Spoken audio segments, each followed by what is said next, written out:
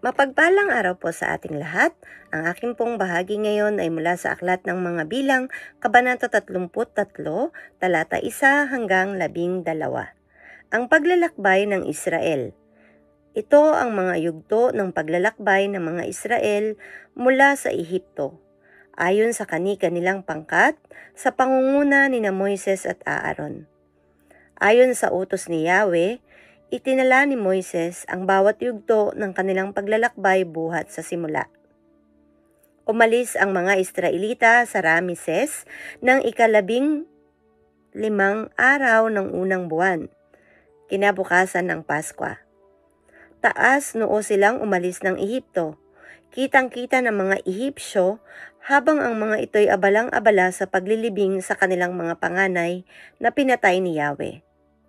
Ipinakita ni Yahweh na siya'y mas makapangyarihan kaysa mga Diyos ng Ehipto.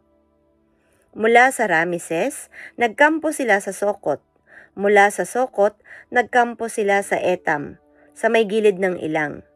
Mula sa Etam, nagbalik sila sa Pi-hahirot, silangan ng Baal-Sipon, at nagkampo sa tapat ng Migdol.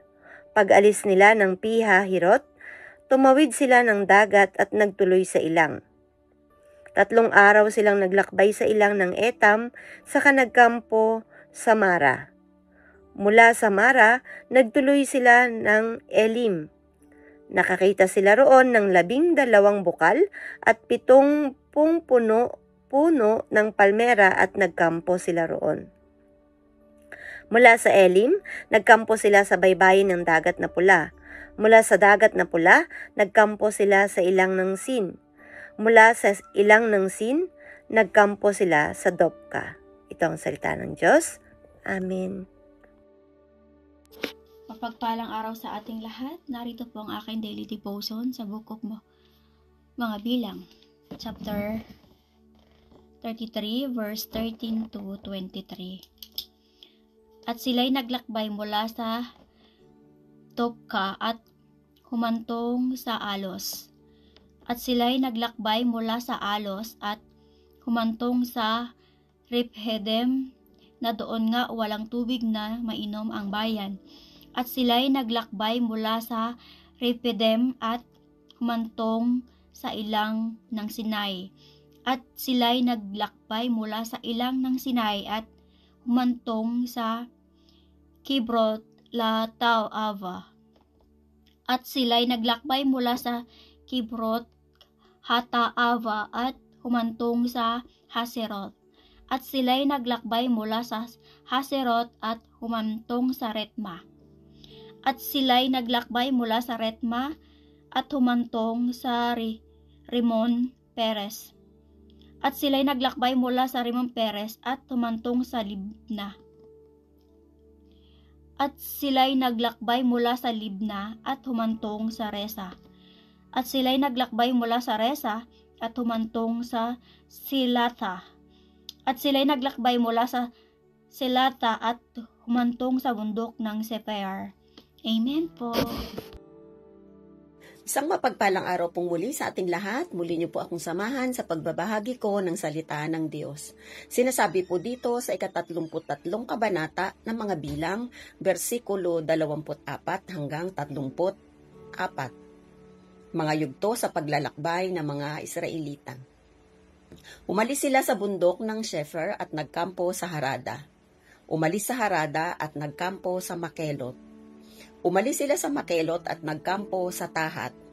Umalis sila sa Tahat at nagkampo sa Tera. Umalis sila sa Tera at nagkampo sa Mitka. Umalis sila sa Mitka at nagkampo sa Hasmona. Mula sa Hasmona, nagkampo sila sa Moserot. Mula sa Moserot, nagkampo sila Bene Jaakan.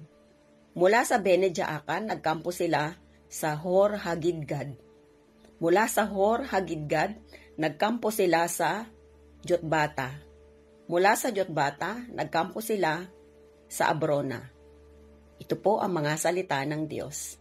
Salamat po sa Diyos. Amen.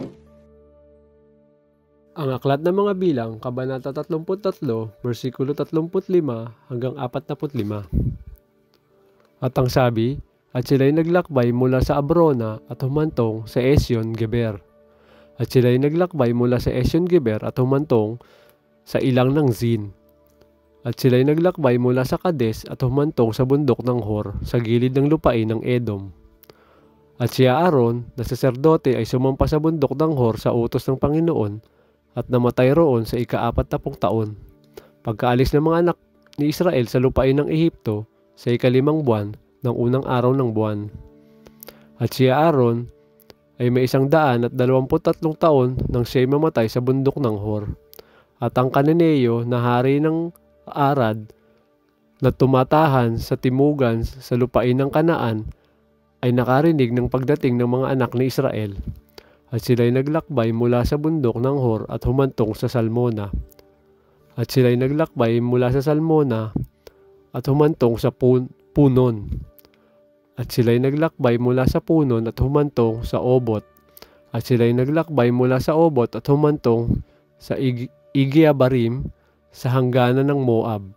At sila'y naglakbay mula sa Igiabarim at humantong sa Dibon-Gad. Ito ang salita ng Diyos. Amen. Our devotion for today is from the book of Numbers, chapter 33, verse 46 to 56. At sila ay naglakbay mula sa Dibon-Gad at humantong sa Almon-Diblataim.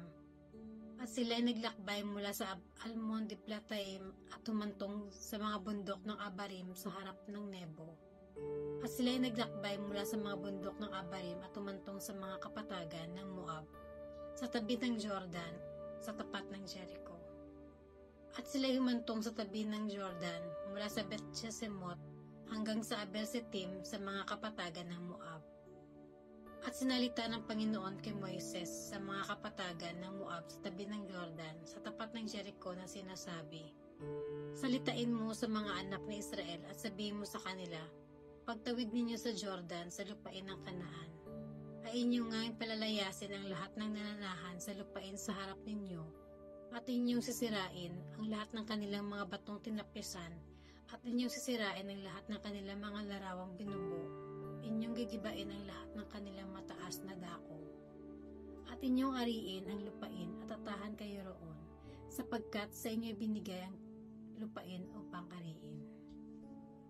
At inyong ariin ang lupain sa sapalaran, ayon sa inyong mga angkan. Sa marami ay magbibigay kayo ng maraming mana, at sa kaunti ay magbibigay kayo ng kaunting mana. Kung kanino mahulog ang palad sa bawat isa, ay yaon ang magiging kanya. Ayon sa mga lipi ng inyong mga magulang, ay inyong mamanahin. Ngunit kung hindi ninyo palalayasin ang mga nananahan sa lupain sa harap ninyo, ay magiging parang mga tibo sa mga inyong mga mata, at parang mga tindik sa inyong mga tagiliran ang mga ititira ninyo sa kanila, at kanilang babagabagin kayo sa lupain na inyong tinatahanan. At mangyayari na kung ano ang iniisip kong gawin sa kanila, ay gayon ang gagawin ko sa inyo." This is the word of God.